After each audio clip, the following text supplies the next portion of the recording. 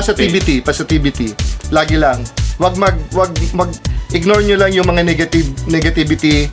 Tapos, lahat lang positive.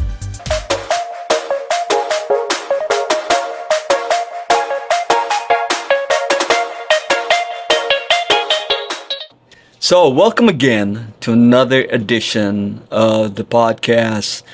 And I am so excited to have today Mr. JOJO VILLAREAL of Naga. And one of the reasons why I've always had such a great deal of respect for him is he was able to take his biggest passions and make it as a venture. He made it his life.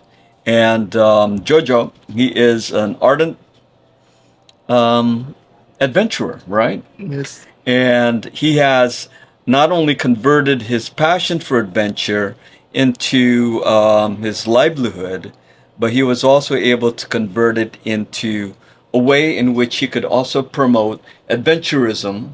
Right? Sometimes And- extreme. Yes, to the Filipinos, especially to the local Nagas. What do you call it? Nagueños. All right. And so I am so thrilled to have once again JOJO to talk about his passions and how he was able to convert it into a lifestyle, even though you had some of the earlier challenges, right? Yes. So JOJO, tell us a little bit about yourself. I'm JOJO Villarreal.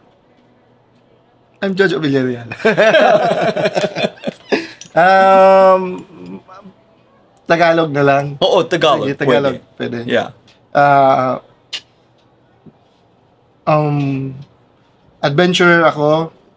Kahit mga kung ano-anong klaseng adventure sinusubukan. Gaya ng halimbawa, sa mountaineering, nag-start ako sa mountaineering, camping, hiking, ganyan. Tapos nag-evolve yung yung hilig ko sa rock climbing. Tapos now waterfall rappelling and canyoning and night foraging, coastal foraging. Tapos walking alone in the forest for night photography, ganyan, ng mga wildlife. Yes. Yes. I went to one of your adventures, I think in 2017 or 2018. Punta ako sa waterfall rappelling. Waterfall rappelling. And I remember I had to rappel down from this waterfall, and it was really scary at first. And you had about 12 people. 12 in, people. in Arubay.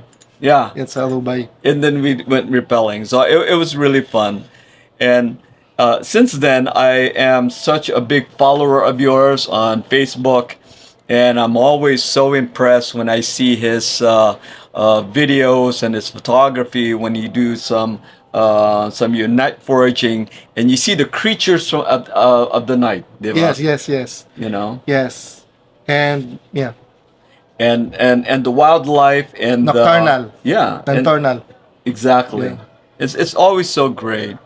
And then he also said that he had a store. Could you tell us a little bit about your store? The store is just the product of my passion because noon kasi wala pa gaano kaming mga gamit sa outdoor.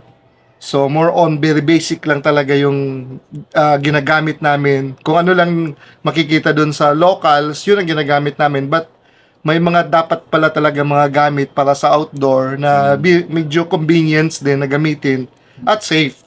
So noon nakita ko na kahit ako at yung mga Bicolanos ay walang gaanong gamit. So sabi ko, bakit kaya maglagay na lang ako ng shop para makapag-provide ng services sa lalo na yung mga gamit, yung mga equipments sa filo ko Bicolanos. So yun, doon nag-start yung store. So kumbaga nag-go in hand in hand, nag-outdoor ako tapos nakaka-provide kami ng yung nagiging interested sa mga outdoor. So nagiging namin sila customers. So now you're also providing gear like Yes, you can see right behind us. Backpacks, So, bags. yes. But it's more on mountaineering. Mountaineering Yeah, equipment. Like, equipment. may I show this one bag? Yes. So, you have this really nice waist bag, right? And it's branded with your companies. Yes, Kaddlagan. So, meron kayo ng manufacturer, Yes. right? Yes. And could you tell us a little bit about the name Yes. Kaddlagan? Kaddlagan brand is a local name in Bicol for wilderness or forest. Forest siya. So, So, Kaddlagan. inadapt lang namin yung, para magkaroon siya ng unique na brand. Ah, Yes. okay. Localized, but kumbaga, pwede siya maging international yung appeal. Oo. Ganun. Oo, because the quality is very good. Yes, for almost, for almost 1995, 95, almost, 25 years na 25? kami. Yes, 1995, since we started the business, and still we are existing. So, matagal na. So, may mga foreigners na rin. Marami na kaming foreigners at marami na kaming mga backpacks na Ghost International na mga bumibili sa amin. At marami din kaming na servicean na sa mga services namin ng mga foreigners kasi nasa Lonely Planet Travelers Guidebook kami. So, yun ang pinapalo nila. So, you sell not only at your shop, but you also sell online. We have, aside from the products, we have, Kaddlagan also have outdoor services. Okay. Such as guiding, ganyan. Nag-guide kami sa Mount Isarog, na kung sino gusto magpagawa sa amin ng mga adventures, guides, tapos kung sino gusto magpa-assist sa amin pag-provide ng permit sa Isarog, nag-a-assist kami pag-process ng permit. Okay. So you do everything from planning the trip to getting all the permits, even providing all of the gear if you want. Aside from that, we also one of the pioneers in Karamuan. Sa Karamuan, we started our adventure trip tours in Karamuan in the year 1998. So that was before Survivor. Before Survivor. Survivor time. We were the ones. Tatlo lang kaming adventure provider doon noon. Wala pa yung, kumbaga doon sa Barangay Paniman, wala pa doon ka-resort, wala pang kailaw-ilaw. Wow. Very basic lang. So, ang ginagawa namin noon is more on outdoor adventure lang talaga. Kami pa yung nagluluto, kami pa yung nagpo-provide ng bangka. More on outdoor, kasi wala pa ng mga resort. So nagka-camping-camping lang yung mga taga Manila, yung mga taga outdoor. So ganyan. Tapos saka kami nag-island hopping. Okay. So may malaki kaming bangka, we call it Baklay Karamuan. Tour in Karamuan. We do 3 to 4 we did 3 to 4 days adventure. Linilibot talaga namin yung Karamuan. Ganon yung time na yun. So tapos nag-start yung Survivor time, nag-start na yung Survivor, but still, tatlo pa lang kami. Medyo hindi pagising yung mga karamuano nun sa pagtutour. So, actually nga ako ang gumawa ng itineraryong sinusunod na nila ngayon doon sa Karamuan. Because Karamuan is one of the more beautiful places here in the Bicol region. Yes. Right. So if you're ever in the Bicol region, Karamuan is the place to go. And it is so wonderful to know that you are one of the pioneers that introduced Karamuan nationally and then internationally. Kumbaga siya yung domino. Yeah. But in fairness to the Governor Villaferte, he made Karamuan because of the Survivor. He made Karamuan he put Karamuan in international map. Kumbaga. Okay. Siya yung talagang naglagay sa nagpabongga ng Karamuan. Very nice. Yes. Very nice. And then I got a question, going back now to El Ray Villaferte. Yes. Yeah, you know him personally? Yes. Kasi inano niya in-invite niya yung Survivor. And the Survivor is the one because na-show siya sa international, sa Europe, etc. So, it started the locals to be, lalo mga taga Manila, yung mga na maging curious Yeah. kung bakit may survivor doon. So nag-start na silang ano. So you So, are... and we grabbed that opportunity, gumawa na kami ng mga packages. Pero tatlo pa lang kami no. Tatlo pa lang yung packages. Tapos, ang dalawang run, natuturuan na, nagkakaroon na rin ng idea yung mga karamuanon. At ngayon, nandun na sila. Sila na mismo ang gumagawa. Okay. So I gotta... Nasa likod na lang kami, kumbaga ngayon. So going back to passion, right? Your biggest passion is adventure, Yes. right? But what's your purpose? Would you say your purpose is to educate the locals? Purpose, yes. It's For me is to let the, alimbawa, iinganyo ko yung mga taga city, mga taga city, yung mga hindi pa mahilig sa outdoor, na maging malapit sa outdoor. Appreciate yung outdoor experience. Then after that, pag na-appreciate nila yung outdoor experience na ginagawa namin, appreciate plus mag-commune with the nature, with the adventure. So pag nag-commune sila with the adventure, with the process of adventure, or dahil sa adventure, na-appreciate na nila. So dahil nagko-commune sila with the nature, nagkakaroon sila ng, kumbaga, pagmamahal sa nature. Yun ang start. Tapos pag nagkaroon sila ng pagmamahal sa nature, nagiging concerned sila sa nature. So pag naging concerned na sila sa nature, ipoprotect na lang yung nature. So yun ang pinaka... So it's one big circle. Yes, one big circle. Because you love nature. Yes. You love the wilderness, and I see that. Because pag wala naman kasi yung wilderness, paano naman kami makaka-adventure? Halimbawa, kung winawasak, nagkakaroon ng maraming illegal loggings, maraming ganun mga pagputol ng mga kahoy, winawasak ng iba yung nature. So, paano kami makakapag-adventure ko hindi ma-appreciate ng customers o yung mga participants namin yung nature? Kasi wala na yung nature. Yeah. Yes, ganun. Yeah. I could see that. I'm also an environmentalist Yes. myself, and I want to protect mostly the oceans. Yeah, the right? oceans. But also, I have a big love for the mountains. Yes. Which is one of your biggest loves also, right? Is this a passion that you've had since you were young? Yes, I think kasi ipinanganak ako sa isang lugar na may dagat siya, tapos may bundok siya. So every time na lumalabas ako, lagi yan nasa dagat ako minsan o nasa bundok ako niyan. So ganun. Ganun yung orientation ko.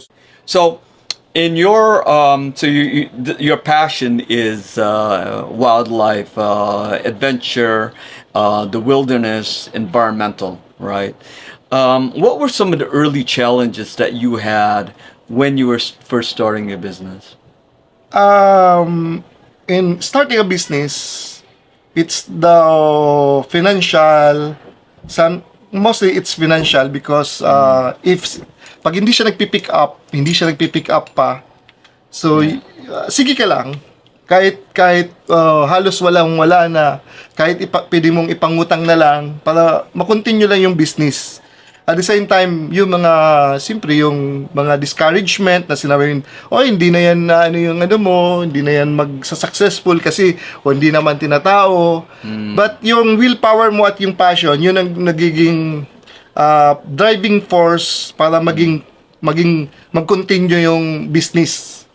Ganon. Halimbawa, kahit saan naman, halimbawa, yung karamuan, matagal ako nag-invest ng time exploring karamuan, scenic places, from 1998 to 2008. So matagal. At ginagawa lang namin yung mga adventure na yun is more on summertime, because yung panahon, yung habagat, season, malalakas yung alon, so hindi makakapag-island hopping. So, yun, tiyaga lang talaga ng ng explore hanggang sa kumbaga, ikaw na yung very, very knowledgeable ng lugar. Kumbaga, yun. So, ikaw lang talaga yung the man of that area. Kumbaga, So, lahat sa'yo lalapit kasi alam mo yung ano. So, pagdating ng panahon na ikaw na yung demand, lahat ng mga ano, yun ang kumbaga, Oo. no, ganun. Ganun din dun sa ganitong klaseng business. So, kumbaga, yung consistency, yung technology, yung skills na sa'yo. So, lahat sa'yo maniniwala. Kasi nagtiyaga ka, nagano ka, kahit hindi na may panahon na magpipick up na yan kasi you're now the man, kumbaga. Oo, Oh. talaga. For example, yun din sa Sanchario, hanggang ngayon, 2 to 3 years. So, continuous yung gastos namin, financially, tapos yung kinakatakutan namin yung mga typhoons, gano'n, na baka mawasak yung lugar. Pero, continuous lang yung passion, sige-sige lang, hanggang sa, kumbaga, lahat ginagawa nila yung ano, pero darating yung panahon, hopefully, with determination, passion, and prayers, kumbaga, magpipick up din. Because I could only imagine, here you are, you're not making income yet, di ba? Yes. Sa mga bagay na ine-embesa namin, hindi pa siya nag-i-income. Parang ganun din yun, kasi, kumbaga, hindi naman talaga yung income ang, pinaka-importante. Kumbaga, yung passion mo, tapos, as long as yung sige-sige lang, kumbaga, tapos, darating din yung panahon na babalik din sa sayo. Kumbaga. Halimbawa, yung karamuan nga. Yung karamuan is matagal ng panahon, exploring, tapos, when the times come na, ikaw na lang talaga, you're the man na, kumbaga, ikaw lang yung tao dyan na, kumbaga, trained, skilled, na parang gano'n, alam mo yung lugar. So, lahat ng mga sa'yo lalapit. You're the, kumbaga, nakakreate ka ng circle mo. Circle na you are the center. Earlier, you were saying that passion and determination. What would you consider is your secret to your success? Siguro yung willpower, faith, saka yung sa passion kasi yung kahit down na down ka na, tapos down na down ka na, gastos ka ng gastos, tapos wala ka nakukuha, pero yung mga tao mo, yung mga staff mo, yung mga ano sila lang, kumbaga, tapos yung lahat mo binibigay dun sa lugar, lahat mo binibigay sa lugar, yung sa area, pero okay lang, sige lang, pero yun, kasi naniniwala ako na pagdating ng panahon, yun nga, yung lugar na inaalagaan mo, kumbaga, kung yung taong inaalagaan mo, babalikan ka din niya. Kahit hindi ka nag-expect na babalikan ka niya. Diba? Ganun din. And then, that's very good advice. You were also said that you have another business, right? So he has this adventure, but you really don't make that much money when you do your night foraging. It's only when you have your Yes, tours, right? it's more on, no, in night foraging, it's my passion. Yeah. Another passion now that I'm mastering. They're encouraging me to do fishing.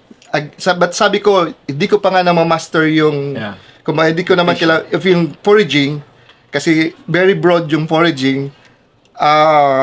Pero gustong-gusto ko kasi it's very wide yung area of adventure. Marami ka nakikita, marami ka na-encounter sa wildlife. Tapos yung the reward is, kasi sa foraging, the reward is yung na harvest mo. Na at the same time, mga isda, ganyan, mga fishes, na yun na mo. At the same time, yung hindi naman siya kinakain, at least na-encounter mo, nakikita mo siya. Sometimes, halimbawa, dun sa sanctuary, our bagong venture, because it's Sanchario Beach Camp, na bine-venture namin ngayon,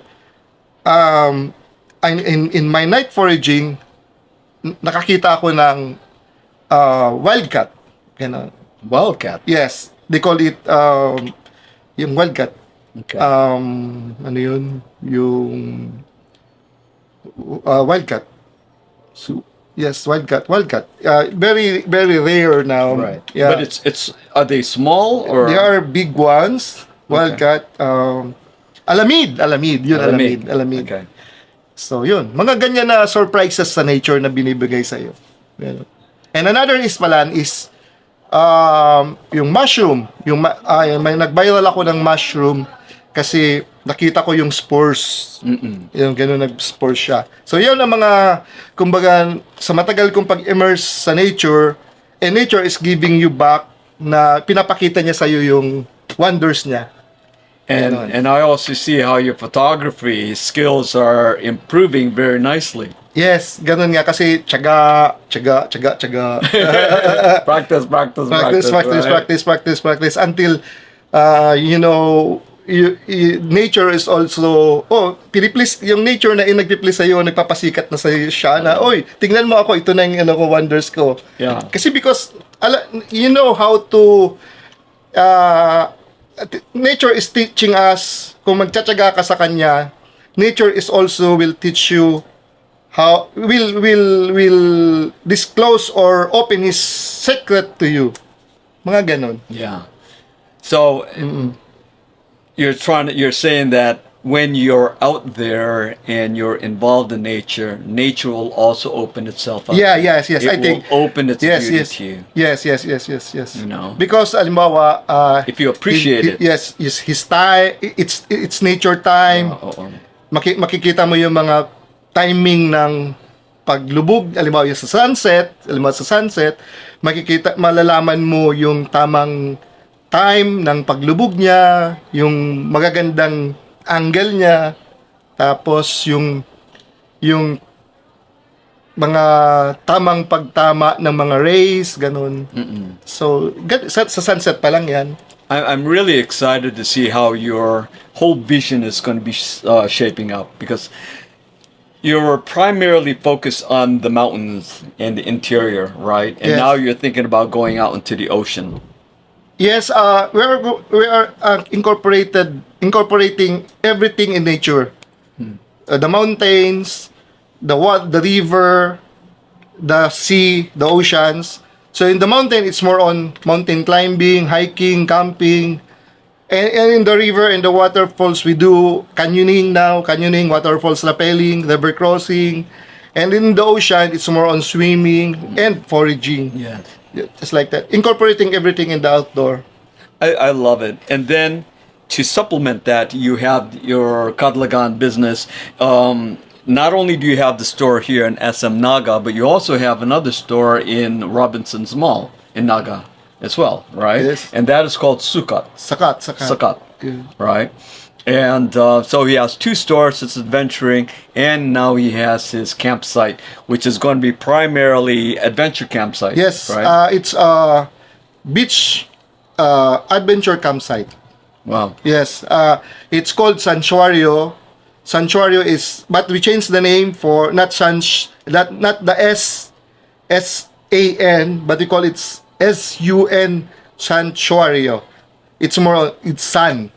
Because the sun. Okay.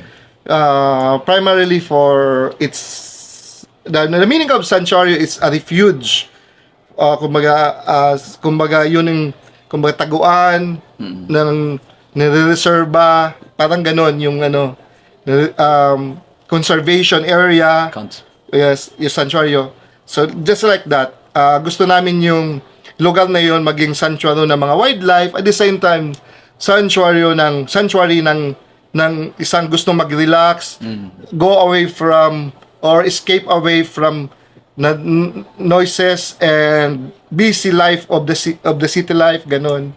So I'm So assuming once there's you are no there, Wi-Fi. no, there's no Wi-Fi. Correct. Walang Wi-Fi, wala siyang Wi-Fi, walang kuryente. All right. Very basic lang. So magdadala ka talaga kung gusto mong ilaw, walang signal ng cellphone. Okay. So, once you are there, dahil nga wala yung ganyan, yung cellphone mo lang, magagamit mo pag-create ng memories. Pag-picture mo lang sa lugar. At sa'yo. Tapos, dahil walang wifi, madi-disconnected ka sa noise, with communicating, sa mga information bombardment ng outdoor, ng civilization, kumbaga. At talagang, dahil dyan, mapipilitan kang mag-commune talaga totally with nature. So you're saying when you disconnect yourself from the internet, you connect yourself back to yourself. Yes, And you yes. connect it with the environment and also with the people with your Yeah, nakasama mo. Yun ang purpose namin. Yun ang pinaka ano namin na sana yung mga nagiging past our participants namin na-achieve namin yun. And when is this already open, or is this something It's that will more be open? on we are not accepting walk-in, and we are just creating the package for one group and one group. But not totally for just you can just go there and magpunta ka na sa sanctuary o hindi. We dito magbubook ka sa amin, tapos saka namin i-approve yun or i-ano namin kayo. Pero usually we do organized tour in sanctuary every month. Okay. So we'll have information and access to that. I'll provide a link below, as you know, as well as with all the information you need if you want to connect with JoJo, if you want to go to his tours all around the Bicol region, and even you still do it in Caramoan too. Yes, diba? yes. Okay. And lastly, what would you consider if your best advice to people who are struggling to find what it is that they're passionate about? Yes. Ma-advise ko lang sa gustong mag-business, kumbaga, find your passion, na hindi ka magsasawa basta-basta lang dyan sa negosyo mo, na gusto mo mangyari. Tapos i-improve mo yung skill mo, yung capabilities mo, yung ability mo, sa passion mo yan o sa negosyo mong yan, na magkaroon ka ng very unique na business na sa'yo lang, kumbaga, tapos dahil very unique yung business mo, tapos kumbaga, makaka-attract ka or magiging successful yung business mo. And then what would you say to people who are faced with the challenges? What should they do? Tiyaga lang, prayer sa taas, yan, continuous prayer. Tapos determination, willpower, and yun nga, Lots of prayer. lots of prayer. So I'm assuming you have a strong faith. Positivity. Lagi lang. Wag ignore nyo lang yung mga negativity. Tapos lahat lang Positivity and prayer. Yes. So I want to thank you, JoJo, Sige, for okay. this very inspiring and very motivating podcast. And I'm very impressed with everything that you have done. I've always been such a big fan of his, and so I was Thank you. excited to have you on this podcast. So thank you very much. I look forward to doing another show with you in Yes, which sir. Okay, in the I outdoor. do some night foraging with you, Yes, sir. right? Okay. And maybe even go to your sanctuary. Yeah, sige. Okay, sir. Okay. Okay. So thank you once again for listening in and tuning in today's podcast. And I look forward to having JoJo on the show again. So thanks a lot, JoJo. Thank you, sir. Okay, thank you. Get